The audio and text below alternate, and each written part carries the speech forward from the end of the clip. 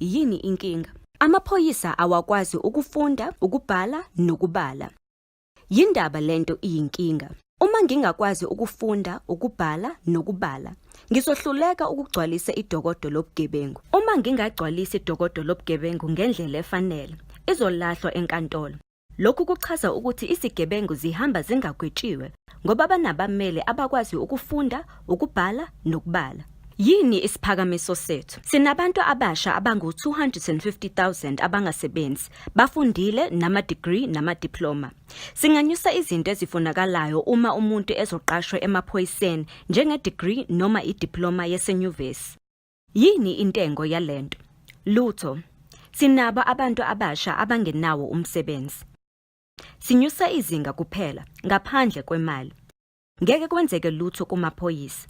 Bazoyigcina imisebenzi nezikhundla zabo.